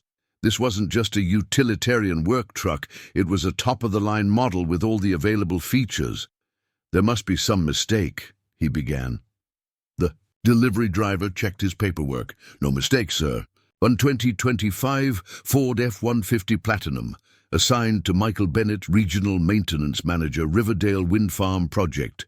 Regional Maintenance Manager." The title still felt strange, almost like it belonged to someone else. Yet here was tangible proof of his new position, a vehicle worth more than he'd earned in the past 2 years combined. As Mike signed for the truck, a familiar voice called his name. He turned to see Bill Thompson, owner of the hardware store across the street, approaching with undisguised curiosity. "New wheels, Mike? Business must be picking up." Before Mike could respond, the delivery driver handed him the keys and a thick owner's manual. "The vehicle's been registered in the company name. Insurance cards are in the glove compartment. Enjoy, sir." As the driver left in another company car that had followed them, Bill's eyebrows nearly reached his hairline. "Company car? What's going on, Mike?" Mike realized this was just the first of many such conversations he'd be having in the coming days. The news would spread quickly through Riverdale. Mike Bennett, the struggling mechanic, suddenly driving a brand new truck and working for a big corporation. "It's a long story, Bill," he said, jingling the keys in his hand. "It started with a blizzard and a stranded motorist, and ended with a private jet landing at Lakeside Airport." Bill chuckled, clearly thinking Mike was joking. "Yeah, right. And I'm expecting the Queen of England for tea next Tuesday." Mike smiled, knowing the truth was indeed stranger than fiction. 4 days after helping a stranded woman in a blizzard, a private jet had landed, bringing with it an opportunity that had seemed impossible just days earlier. Now he stood holding the keys to a new future. Not just for himself, but for Lily and, potentially, for the entire town of Riverdale. "You know what, Bill?" Mike said, unlocking the truck to examine its interior. "Sometimes life surprises you in the best possible ways, and as he slid into the driver's seat, breathing in the scent of new leather and possibility, Mike couldn't help thinking that somewhere Sarah was smiling down on them, proud of the new journey they were beginning. 3 months later, the landscape of Riverdale had transformed in ways both literal and figurative. Spring had arrived, melting the last remnants of winter snow and bringing with it a sense of renewal that seemed perfectly timed with the changes. Sweeping through the small town, on the ridge east of town, construction equipment dotted the previously empty farmland. Yellow excavators carved access roads into the rocky soil, while cement trucks poured foundations for the first 5 wind turbines of what would eventually be a 20-unit installation. The project had moved with remarkable speed, permits secured, land purchased, and construction begun in a time frame that would have been impossible without the Westfield name and resources behind it. At Bennett's Auto Repair and Towing, similar transformations were underway. The faded sign had been replaced with a new one, Bennett's Auto and Mechanical Services. The building itself sported fresh paint, and inside, a newly hired assistant mechanic named Jason worked on Mrs. Wilkins' Chevy, while Mike finished a phone call in the office. "Yes, Dr. Chen, I've reviewed the torque specifications for the mounting bolts," Mike was saying, making notes on a tablet computer that still felt foreign in his hands. "The modifications make sense given our soil composition here, but I'd like to run some additional stress tests before we finalize." He listened for a moment, then nodded. "Perfect. I'll email you the results by Friday. Thanks for the clarification." As Mike ended the call, he couldn't help marveling at how dramatically his professional vocabulary had expanded in just 3 months. Terms like nacelle design, pitch control systems, and power curve analysis now flowed naturally in his conversations. The training program had been intense. 2 weeks in Boston, followed by on-site instruction and countless hours of independent study, but the knowledge had clicked in ways that surprised even his instructors. "You have a natural aptitude for this," Catherine had told him during his final evaluation. "You're not just learning the procedures, you're understanding the underlying principles and improving them." The office door opened, and Lily burst in, followed by her friend Emma. Both girls wore matching T-shirts with the Westfield Innovations logo and the words Junior Science Ambassador printed beneath it. "Dad, we finished our presentation for tomorrow," Lily announced, waving a tablet. "Similar to Mike's. Mrs. Thornton said it's the best one she's seen from 4th graders." "That's fantastic, sweetheart," Mike said, setting aside his work. "What was your topic again?" "How wind turbines can survive in super cold places," Emma chimed in. "We used Dr. Chen's diagrams and everything, and we made a model with Legos and a little motor," Lily added proudly. "It actually spins when you blow on it." Mike smiled at their enthusiasm. The Junior Science Ambassador program, initially created just for Lily, had expanded to include 10 students from Riverdale Elementary, with plans to grow further once the wind farm became operational. Catherine had partnered with the school to develop specialized curriculum modules on renewable energy, complete with field trips to the construction site. "Sounds like you're all set to impress your classmates," Mike said. "Do you need to practice?" "Your presentation for me tonight?" Lily shook her head. "No, we're gonna practice at Emma's house. Her mom said I can stay for dinner. Is that okay?" "Sure, just be home by 8. It's still a school night," Mike reminded her. "Do you need a ride to Emma's?" "No need, Mr. Bennett," said a voice from the doorway. Emma's mother, Jennifer Davis, stood there with a warm smile. "I can take them now, and I'll make sure Lily's home by 8. "Thanks, Jennifer," Mike said, giving Lily a quick hug before she dashed off with her friend. As the door closed behind them, Jennifer lingered for a moment. "It's wonderful to see Lily so excited about school," she commented. "The change in her. These past few months has been remarkable." Mike nodded, grateful for the observation. The anxiety attacks that had once plagued Lily had decreased significantly since she'd begun weekly sessions with Dr. Abrams. a child psychologist in Lakeside. The therapy, combined with the positive focus of the science program and the stability of their improved circumstances, had worked wonders for her emotional well-being. "She's had good support," Mike acknowledged. "The whole town has been incredible." Jennifer smiled. "Well, the whole town is buzzing about the project. My husband's construction company just hired 4 new workers for the access road contract, and the diners had to extend their hours to feed all the crew members." She paused. "People are saying this is the best thing to happen to Riverdale in decades." After Jennifer left with the girls, Mike finished his administrative work for the day, then checked on Jason's progress with Mrs. Wilkins's car. "Almost done, boss," the young mechanic reported. "Just need to double-check the alignment." "Take your time and do it right," Mike advised. "Mrs. Wilkins has been bringing her car here for 15 years. I don't want to break that streak now." Hiring. Jason had been one of Mike's first decisions after accepting the Westfield position. The 25-year-old had recently graduated from technical school, but had struggled to find work in the area. Now he was proving to be a quick study, allowing Mike to balance his garage responsibilities with his wind farm duties. As the afternoon wound down, Mike received a text message from Catherine. "Landing at Lakeside at 6:30, dinner at Grand Hotel at 7:30 if you're available. Big news to share." Mike smiled at the message. Catherine's visits to Riverdale had become increasingly frequent as the project progressed, and he found himself looking forward to their conversations. What had begun as a strictly professional relationship had gradually evolved into something more complex, a friendship built on mutual respect and shared goals, but with undercurrents neither had directly addressed. He texted back, "We'll be there. Lily's at a friend's house working on her presentation." The Lakeside Grand Hotel had become a familiar setting over the past months, serving as the de facto headquarters for the wind farm project until the permanent operations building was completed. As Mike entered the now familiar restaurant, several staff members greeted him by name. Catherine was already seated at a corner table, dressed more casually than usual in slacks and a light blue blouse, her hair loose around her shoulders rather than in its typical professional updo.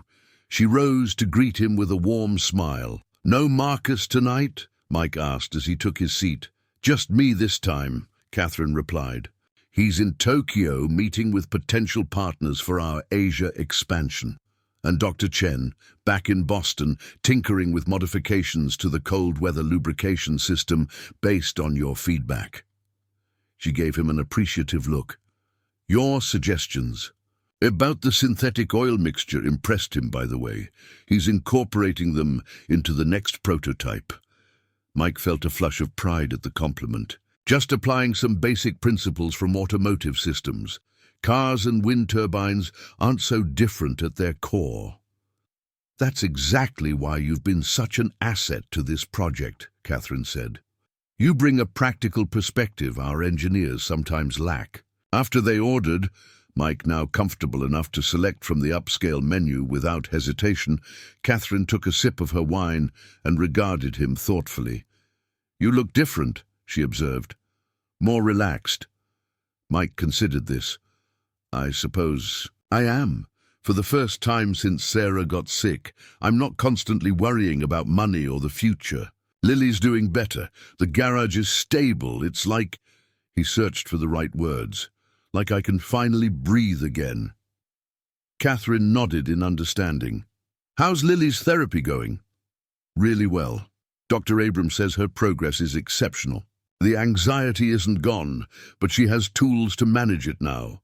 Mike smiled reflectively. "Last week she talked about Sarah for nearly an hour without getting upset, sharing memories, funny stories. It felt like healing, not just coping." "That's wonderful, Mike," Catherine said softly. "She's a remarkable child." "She is," Mike agreed.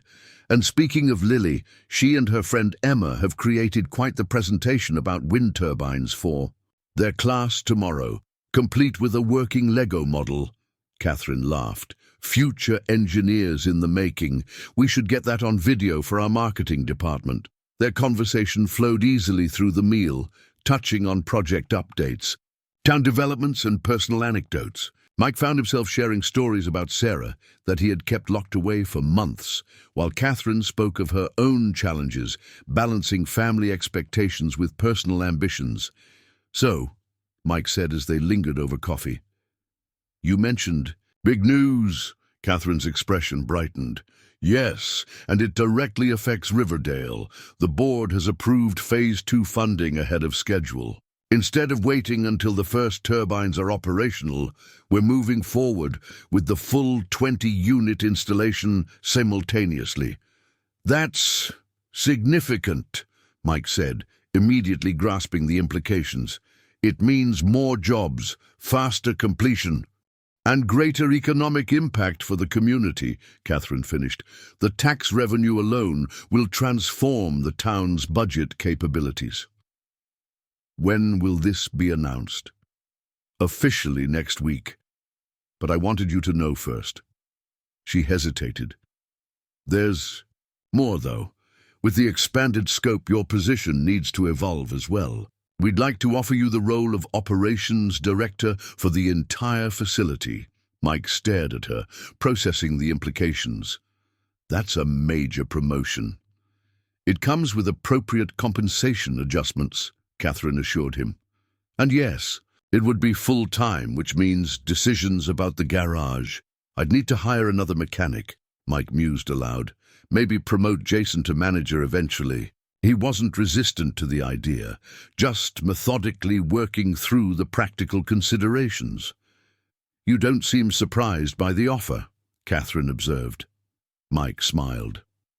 "After everything that's happened these past few months, I'm learning to expect the unexpected." He paused, looking directly at her.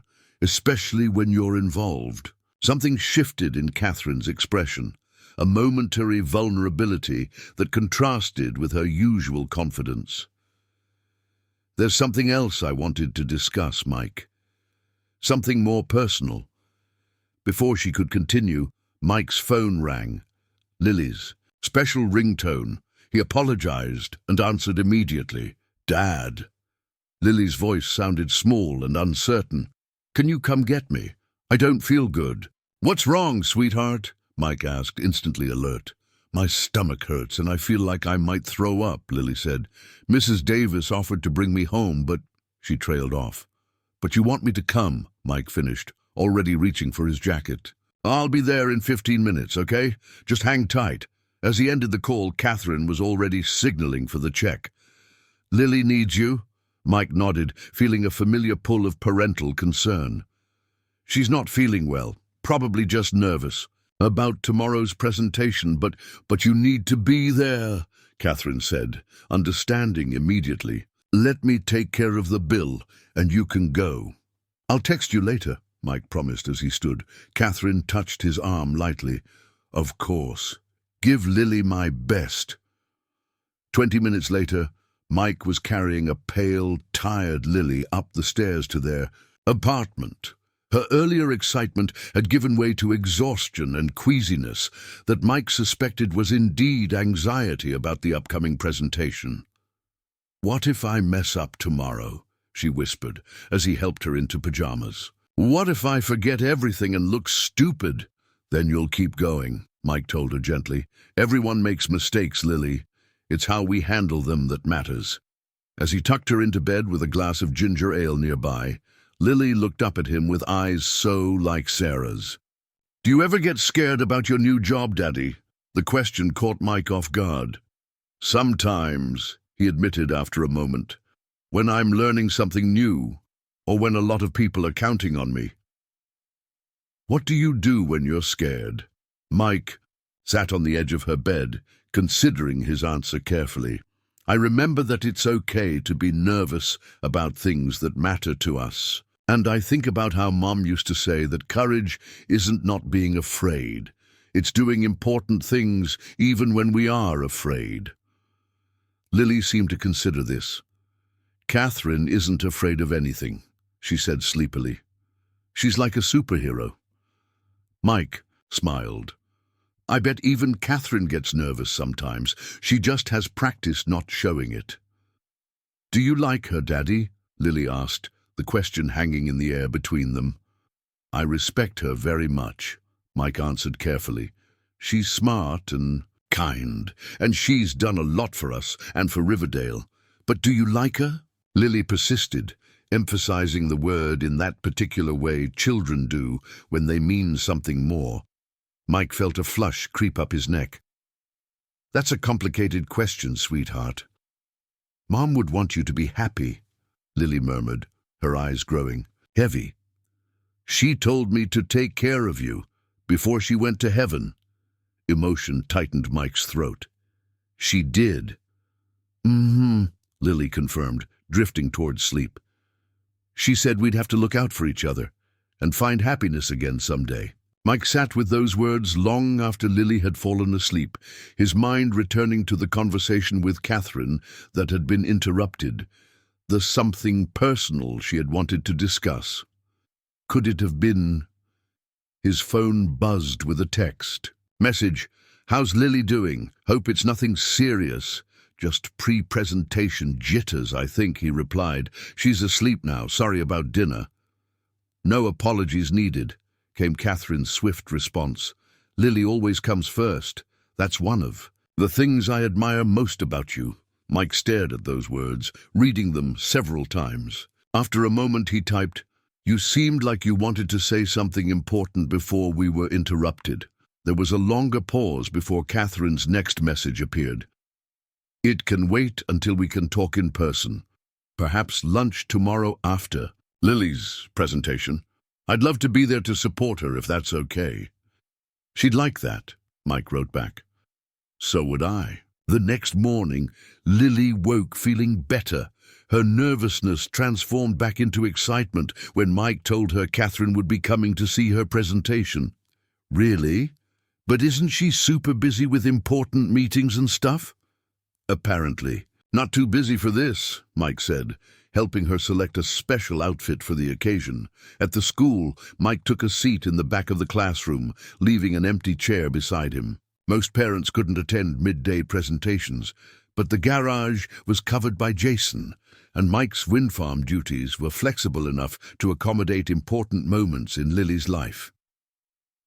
Just as Mrs. Thornton was introducing the first presenter, the classroom door opened quietly and Catherine slipped in. She was dressed professionally but not extravagantly, carrying a small gift bag. She spotted Mike and moved to sit beside him, offering a warm smile in greeting. Wouldn't miss it, she whispered in response to his surprised expression. When Lily and Emma's turn came, Mike felt a surge of pride watching his daughter confidently explain how the special turbines were designed to withstand extreme cold using modified bearings and heating elements. The Lego model performed perfectly, spinning steadily as Emma demonstrated the principles they were describing. After the presentation, Mrs. Thornton invited questions from the class.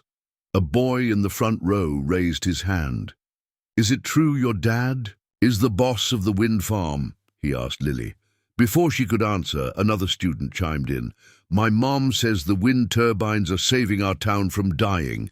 Mrs. Thornton attempted to redirect the conversation.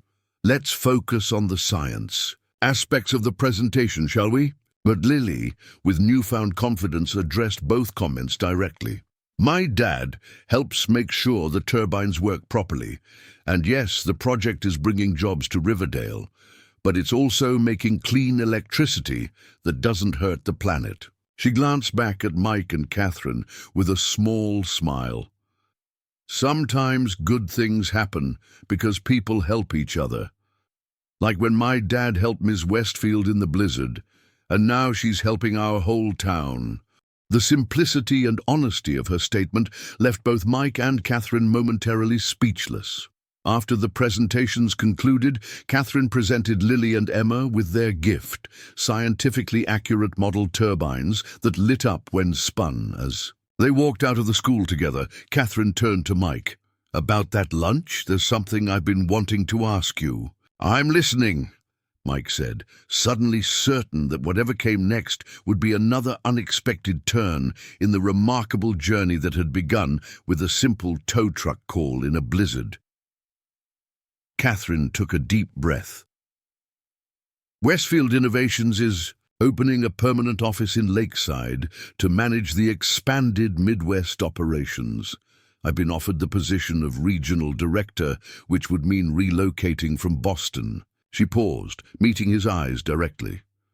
I wanted to know how you might feel about that. Mike felt a smile spread across his face. I think, he said carefully, that Riverdale would be lucky to have you nearby. Just Riverdale? Catherine asked, a hint of vulnerability in her question. Mike's smile deepened as he understood what she was really asking. No, he said softly, not just Riverdale. As they walked toward his truck, the company vehicle now as familiar as an old friend, Mike reflected on the extraordinary chain of events that had unfolded from one act of kindness on a stormy night. A stranded traveler rescued, a connection formed, a private jet arriving days later with opportunity in tow.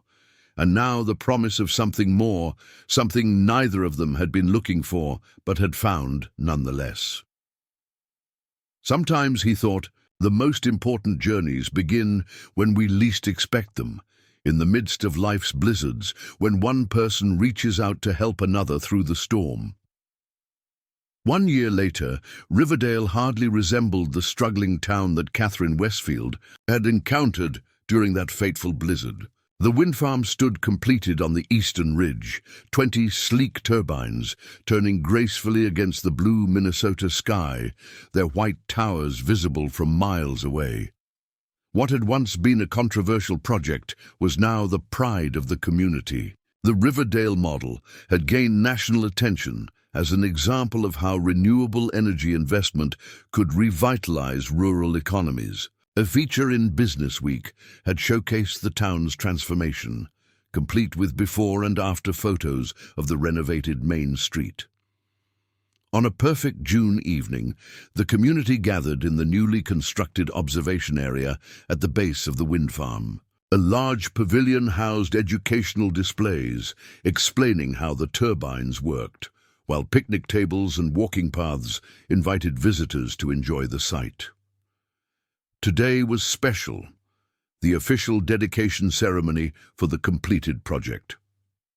Mike Bennett stood at the edge of the crowd, watching as Catherine addressed the gathered townspeople, officials, and media representatives. She looked completely in her element, confident and passionate as she explained how the specialized cold-weather turbines were already exceeding power generation expectations. None of this would have been possible, she said, gesturing to the installation behind her, without the partnership of this incredible community. You embraced innovation and change, and together we've created something remarkable. Mike felt a tug on his sleeve and looked down to see Lily. Now 11 and growing taller by the day, her auburn hair braided intricately for the occasion. "Dad," she whispered urgently, "I think I'm supposed to go up there now." Mike checked the program. "You're right, the junior ambassadors are next." Lily squared her shoulders and joined 9 other students who walked confidently to the podium. As lead ambassador, she stepped forward first. "Hi everyone, I'm Lily Bennett, and we're the Riverdale Junior Science Ambassadors." Her voice, clear and strong, showed no trace of the anxiety that had once plagued her. "We're going to tell you about how these amazing turbines work and why they're so important for our planet and our town." Pride swelled in Mike's chest as he watched his daughter explain complex scientific concepts with poise beyond her years. The therapy sessions with Dr. Abrams had worked wonders, but so had the sense of purpose and confidence Lily had found through the science program. After the junior ambassador's presentation, Marcus Westfield took the podium to announce the establishment of a scholarship fund for Riverdale students pursuing studies in renewable energy and engineering. The crowd erupted in applause at the news of yet another investment in the town's future. As the formal ceremony concluded and people moved toward the refreshment tables, Mike felt a hand slip into his. Catherine had joined him, her professional demeanor softening into the more relaxed version of herself he'd come to know well over the past year. "Lily was fantastic," she said, squeezing his hand. "A natural public speaker." "Wonder where she gets that from," Mike teased, returning the squeeze. Their relationship had evolved gradually and carefully, both mindful of Lily's feelings and the complex dynamics of their professional connection.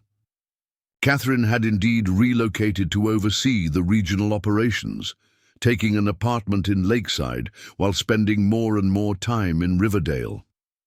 Their first official date hadn't happened until 3 months after her move, a dinner at a restaurant, halfway between Riverdale and Lakeside, where they talked for hours about everything except work. Subsequent dates had included Lily in many activities, hiking, movies, museum visits, allowing the three of them to find their rhythm together. "Operations Director Bennett," called Mayor Johnson, interrupting Mike's thoughts. "The governor wants to meet you, says he's heard about your innovations to the maintenance protocol." Mike excused himself, still not entirely comfortable with his newfound prominence, but accepting it as part of his role. The garage was now fully in Jason's capable hands as manager, though Mike still helped out occasionally when he missed the simplicity of fixing cars. As the summer evening stretched on, the celebration transitioned into a community picnic. Families spread blankets on the grassy area while a local band set up for an outdoor concert. The mood was festive and relaxed, a town celebrating not just the wind farm, but its own resilience and renewal. Later, as twilight descended, Mike, Catherine, and Lily found a quiet spot away from the main crowd, sitting on a bench that overlooked both the wind farm and the town below. The turbines were illuminated now, their lights blinking rhythmically in the gathering darkness. "Remember when we built that snowman?" Lily asked, leaning against Catherine's shoulder comfortably. "That was the day after the blizzard, when Catherine's car got stuck." "I remember," Catherine said, smiling at the memory. "It was taller than your dad." "We should put a picture of it in the visitor center," Lily suggested, "since that's really how all this started." Mike exchanged a glance with Catherine over Lily's head. It was still remarkable to think how that chance encounter had cascaded into such profound changes for all of them. "Actually," Catherine said, reaching into her bag, "I have something for both of you." She handed Mike a small box, and Lily an envelope. Lily opened hers first, pulling out an official-looking certificate. "A Junior Science Ambassador Program Director," she read, her eyes widening. "What does that mean?" "It means," Catherine explained, "that when the new education center opens next month, you'll help design activities for visiting students and lead some of the tours. If you want to, of course. It comes with a small stipend, too, your first paying." "Job!" Lily lunged forward to hug Catherine tightly. "Yes!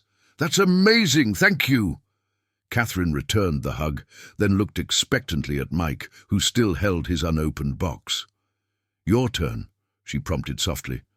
Mike opened the box to find a key, similar to the one he'd received for his company truck a year ago, but different somehow. "What's this for?" he asked, turning it over in his palm. "That," Catherine said, a hint of nervousness in her voice, "is the key to my new house, the one I'm closing on next week." She paused, meeting his eyes. "The one here in Riverdale, just 3 blocks from your apartment." Understanding dawned slowly. "You're moving to Riverdale? Not just Lakeside?"